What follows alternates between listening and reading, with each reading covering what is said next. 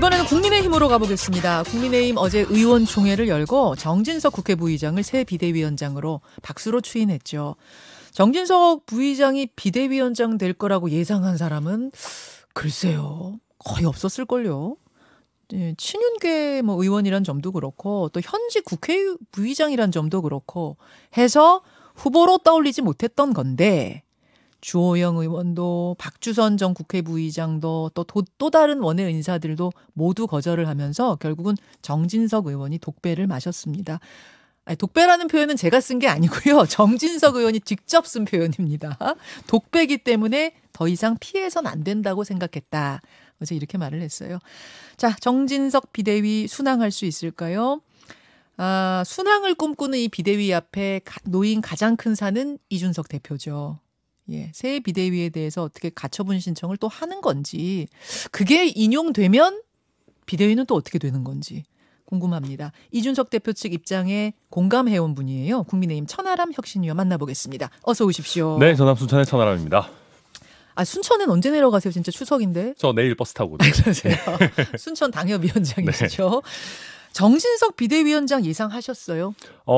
이게 물망에는 항상 올라 있으셨어요. 그러니까 정 안 되면 정진석으로 간다 이런 분위기 있었던 것 같아요. 그래요. 네. 정 안 되면 간다. 네. 근데 이게 저는 역설적으로 그 친윤계 인재 풀의 한계를 좀 드러낸 거 아닌가 싶어요. 무슨 말씀이세요? 그러니까 진행자께서도 말씀해 주셨지만 이번 인선의 이제 원래 목표는 티 안 나는 친윤을 찾는 거 아니었나 싶어요. 그게 무슨 말씀이십니까? 그러니까 일단 물론 당 상황을 장악하려면은 비대위원장을 잡고 있어야 되기 때문에 대통령과 소통이 잘 되는 윤심이 있는 분으로 모시고 싶었겠죠. 일단은. 근데 대통령실도 지금 이제 많은 개편을 하고 있지 않습니까? 50명이 지금 대통령실에서 나갔다면서요. 네, 그러다 보니까 좀 티 안 나게 뭔가 새로운 느낌으로 너무 윤핵관, 친윤 색채 안 나는 분들로 모시려고 했던 것 같아요. 그러다 보니까 박주선 전 부의장이나 김병준 전 비대위원장 같은 대중들이 보셨을 때는 윤핵관과 좀 거리가 있어 보이는 분들로 모시려고 했는데 그게 안 되다 보니까 이제 결국은 돌고 돌아서 정진석 부의장한테로 그게 간 거고. 티 안 나는 윤핵관을 찾으려다가 그냥 윤핵관이. 그렇죠. 그러니까 이게 사실은 원래 목표의 한 50%만 달성을 한 거예요. 근데 반대로 얘기하면은 우리 당에 있는 많은 중진들 중에 미들맨이 별로 없는 것 아닌가. 미들맨이요? 그러니까 정말 믿고 맡길 만한. 그러다 보니까 티 안 나는 목표를 그냥 버리고 윤핵관을 선택한 거 아닌가. 티 나는 분으로 갈 수밖에 없었다. 저는 그렇게 봅니다.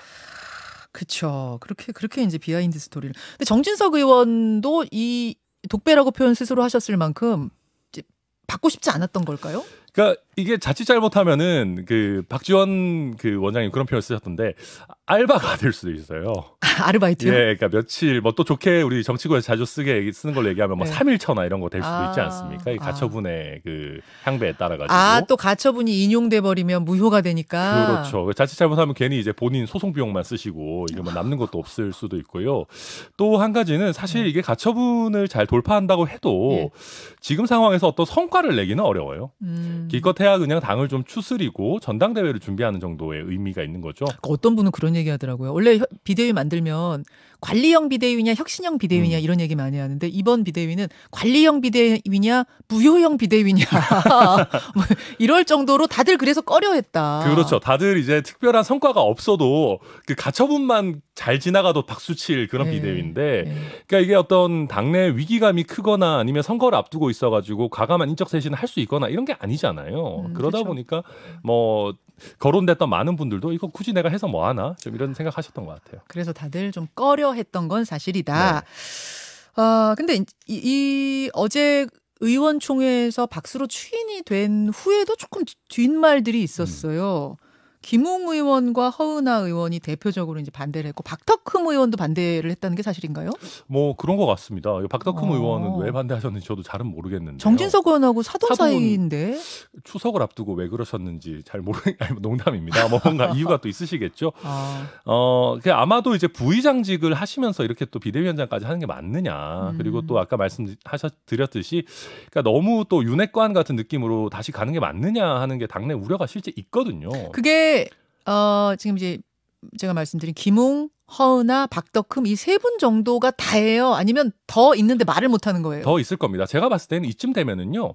찬성하는 사람 반대하는 사람 다 박수 치라고 해가지고 데시벨을 재야 될 것 같아요. 네. 데시벨을. 그러니까 찬성하는 사람만 박수 치라 그러니까 박수 안 치고 있으면 티가 안 나잖아요. 그러니까 허은하 의원도 나도 박수 안 치고 뭐 주변에 안 친 사람들도 있는 많았다. 것 같은데 왜 이거 쳐서 넘어가냐.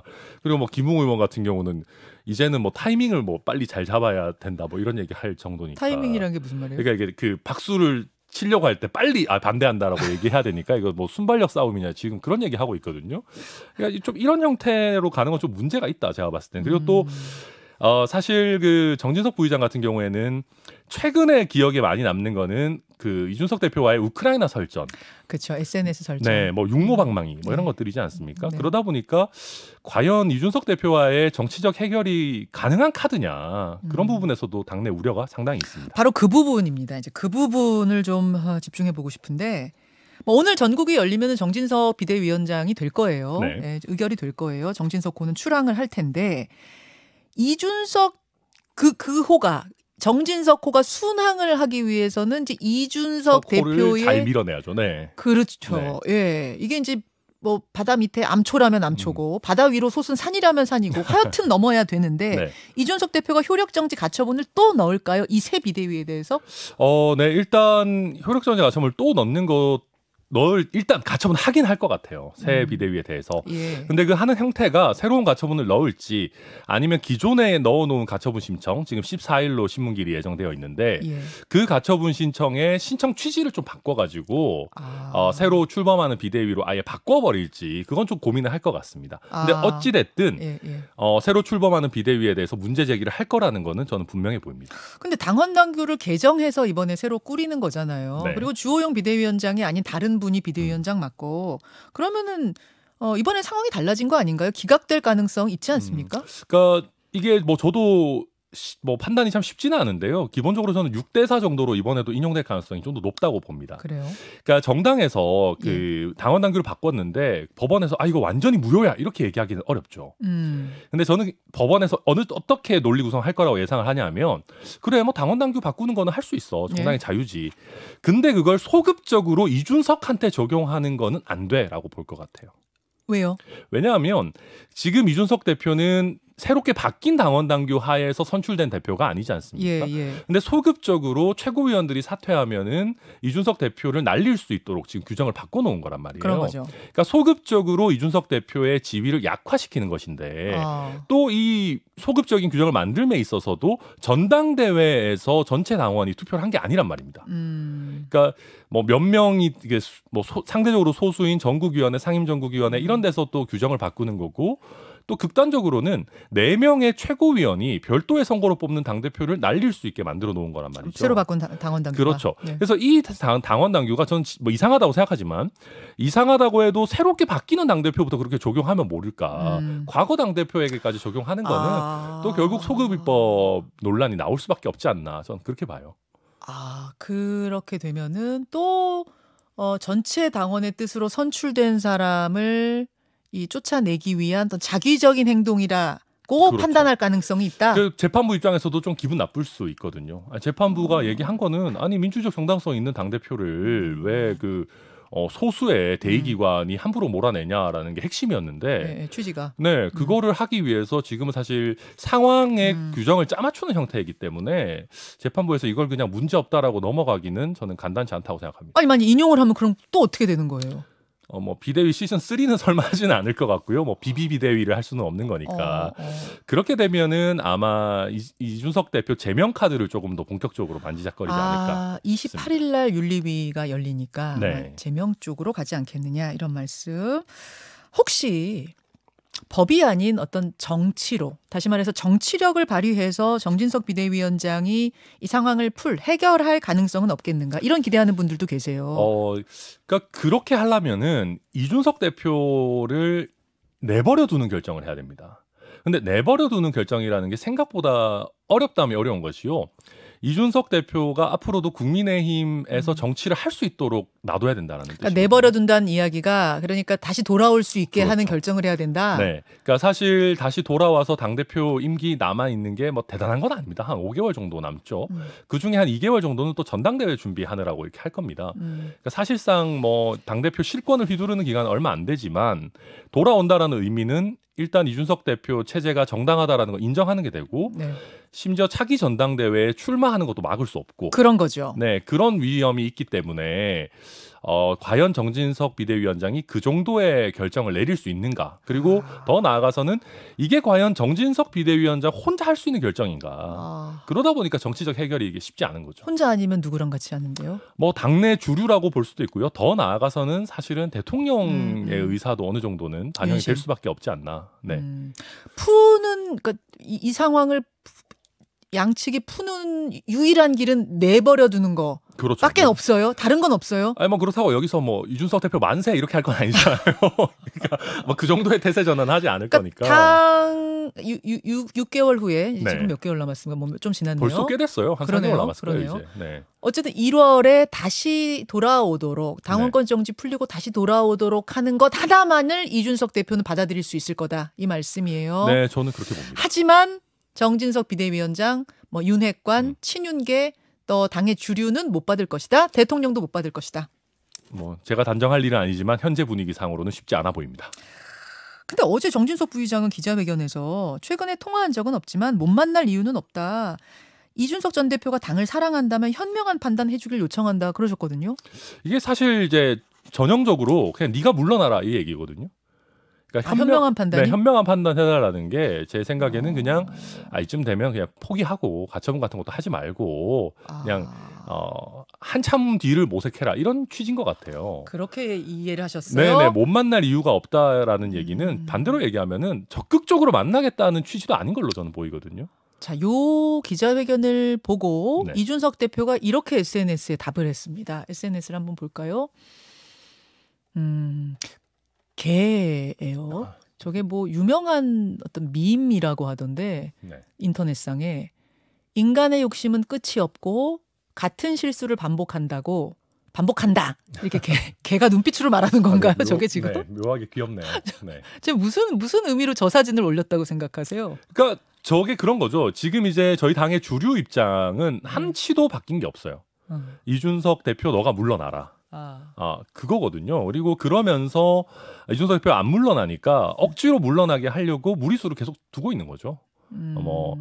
사실 존재하지도 않는 비상 상황을 억지로 만들어낸다거나 아니면은 정말 규정을 만들면서 절대 해서는 안 되는 상황과 사람에 짜맞춰가지고 규정을 만든다거나 이런 좀 후진 행태를 반복을 하다 보니까 그걸 꼬집는 거 아닌가 싶습니다. 그 부분을 꼬집는 저 SNS로 봤을 때는 이제 뭐 화해의 가능성 이런 해결의 가능성 거의 지금 안 보이는 거네요. 네, 그렇게 보입니다. 석석대전이 또 발발할 수도 있다라는 뭐 일각의 의견에 대해선.